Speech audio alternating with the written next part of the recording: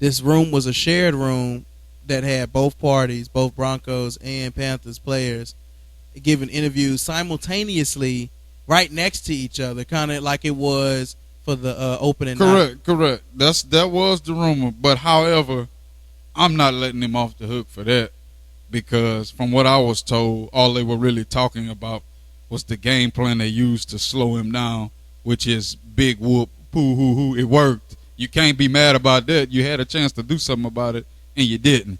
So let's start with that, first of all. So if that was the reason why he was so upset and got up and inexplicably walked off, that's pathetic. That's a pathetic reason to get up there and walk off. Now, if your phone ringing and you got an emergency, somebody dying that's close to you, you know, somebody arm, leg popped out of socket, then you get up and you run off. But according to what we witnessed, that clearly wasn't the case. And explain to the people why you feel that way, though. Why is it wrong for him to do what he did? Because he's the leader of the football team.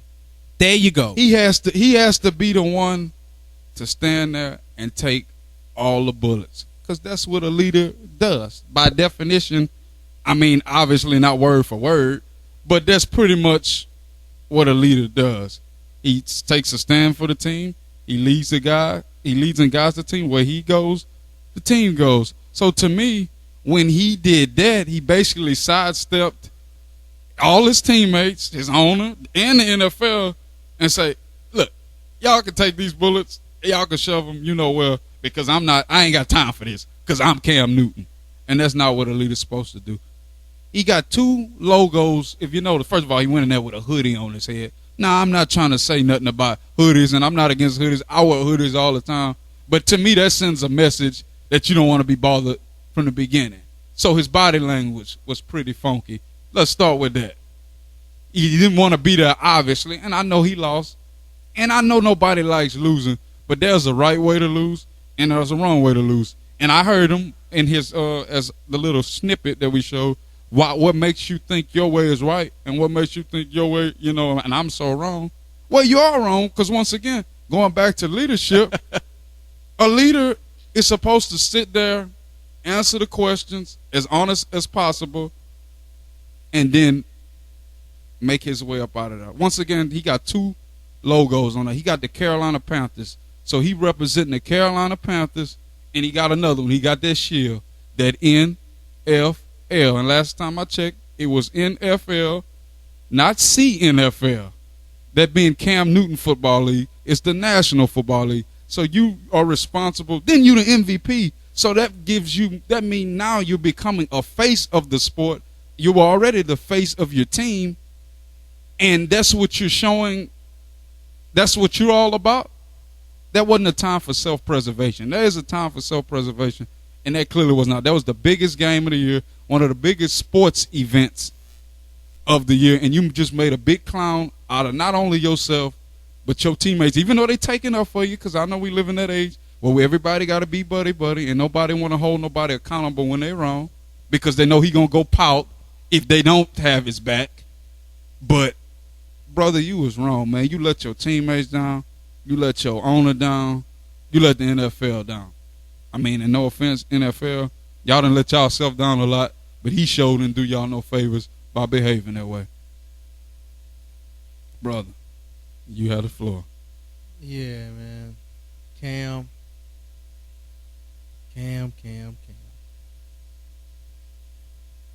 Man, look. You know, I understand, man. Look, you when you lose, especially in that magnitude, millions of people are watching. That's the biggest stage you can have in American sports for sure, easily. You know, the biggest single game or in sports event maybe in the whole world when it comes down to just one game or one sports event. You know, that's debatable, but at least in America for sure. Yeah. And you're in there, and you know you just got whooped. So I understand, man. Look, you like you say, you're a sore loser. He's a sore loser. He doesn't like to lose. To a certain extent, we're all sore losers. But there's this thing. Nobody want to lose. Yeah, but there's this thing called integrity, and especially what you like I say, J Nev hit the nail on the head. When you are a leader, man. Look, I remember, I mean, I didn't play any sports besides recreationally up until middle school. I didn't go into high school sports, or anywhere further. But I was in the band and being a band captain my senior year as a leader. It's a certain face that, and I'm not saying be dishonest, not to not be you, but there's a certain thing that you handle with dignity and integrity that you have to do for not just you. It's not. That's what makes it kind of selfish. Exactly. Like when you become a leader, selfish goes completely out the window. And I think this is a chapter. Yeah. And I think this is a chapter. I mean, look, Cam Newton is a great guy. He's learning throughout the years to become a leader, and this is like that last big hump that he has to get over. The measure, I mean, a good leader is measured not by when you winning and dabbing and doing all that, but when you lose. Right.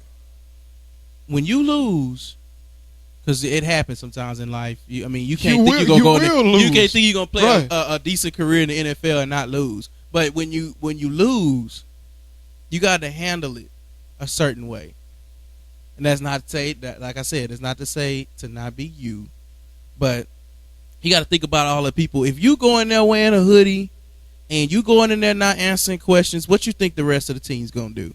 The same exact thing, because ultimately y'all all professionals. But when your leader have this mentality to whereas he not going for the ball because he don't want to get it, or if he coming to the thing because he mad because somebody else talking about a game that you just lost, I mean, I'd be like, look, man, those guys beat us. We lost. We've all been through that before in some form or fashion in our lives.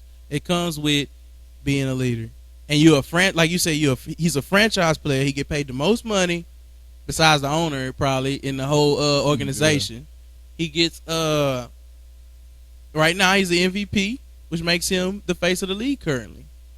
Just put it the way it is. So now it's not just about your team and you rallying your troops. That's like saying I'm going to war and we just lost a battle, and you like to the point to where you want to do some dirty stuff and losing. It's like, and the troops are just like, well, what are we supposed to do? We were looking at you. We've been watching you. You dabbed on first down, so we've been dabbing on first down. And you celebrate. You want to take a picture during the game.